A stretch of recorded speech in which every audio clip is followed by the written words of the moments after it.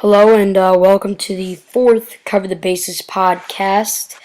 This one I think is going to be completely devoted to trade analysis of the Ian Kinsler for Prince Fielder trade between the Texas Rangers and the Detroit Tigers. I really wanted to explain the analysis behind this trade and what I thought about this trade, and definitely some things that need talking about, some topics that I did not cover in the article that I felt would be better just talked about. So let's get to it. So, a couple days ago, the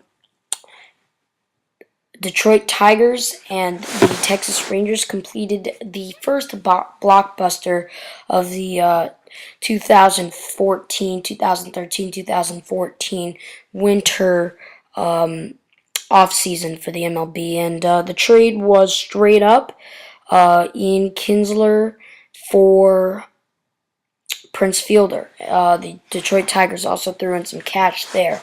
But, definitely this is really good move for both teams if you think about the fact that Detroit is now being able to have the flexibility to move Miguel Cabrera to first base and without putting more pressure on his injuries and stuff to keep him as healthy as can be. And then they've got that prospect down there, Castellanos. I apologize if that was mispronunciated, but he is promising. He's a guy that definitely could be an upgrade for them at third base defensively.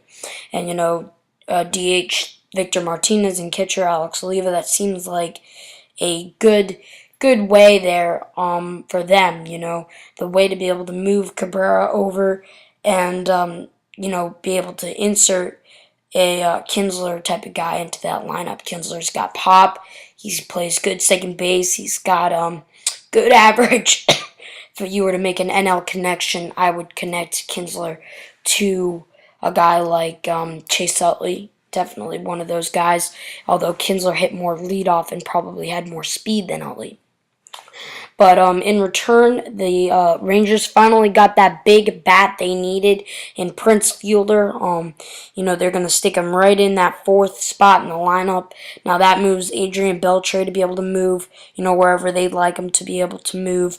And they can stick him at DH, where they've had Mitch Moreland the past in 2013, but they can move him to first base where he's better defensively and move Fielder into the DH or play Fielder at first, because Fielder, played all these years in Milwaukee where he was a first baseman. So, it's not like he's been an AL guy all year, all of his career. He even played first base for the Tigers, so he's not just limited to DH, but that's definitely an option for the Rangers. I really like how they decided to finally go out and get that big bat in this even trade.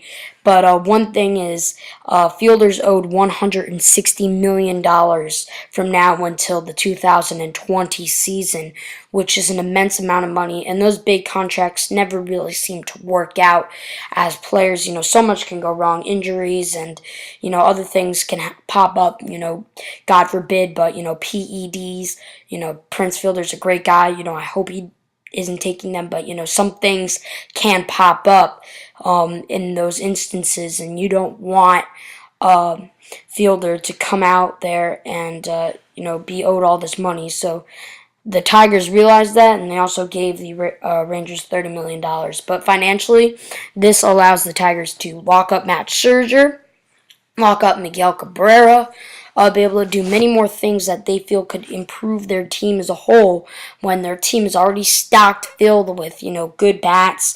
They've got a much better defensive infield now. They've got Iglesias, Castellanos, Kinsler, and Cabrera around the horn, and that is definitely something that you should take note of. They're going to be able to help their pitching with Justin Verlander and Max Scherzer with their defense, because that infield became so much better defensively if you move Cabrera to first base, which I assume he will.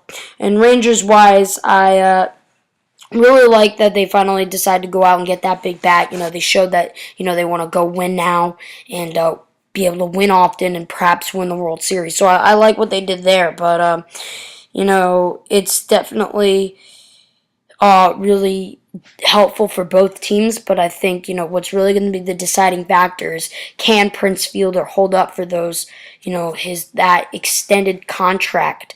And if he can't, I have to veer towards the Tigers part of the trade. But as of right now, on paper, it looks like a great deal for both teams. I really like the Tigers unloading all that salary. Being able to realize that Fielder isn't the type of guy they want playing there anymore, and that he's going to be a big, money eater. And after a good season, Fielder is a good hitter. He did a good job last year, hit 25 home runs, drove in 106, hit 280, good job, 279 to be exact, but he did a good job. He did his job. He played all 162 games for the third consecutive year and the fourth of the 9 years of his career. So that's definitely something a good sign for the Rangers, but, extended amount of time is definitely not something they'd like. The Tigers will be getting a guy who hit 277, 344, 413 last year with 13 home runs and 72 RBIs and 15 stolen bases in Kinsler. I think Kinsler has more power potential. In a 162 game average, he averages 24 home runs and 82 RBIs. And I think Kinsler's the type of guy you can put sixth in your lineup, third in your lineup. You can put him in those power spots. And even if you wanted to on some certain bases, you could put him in fifth in your lineup.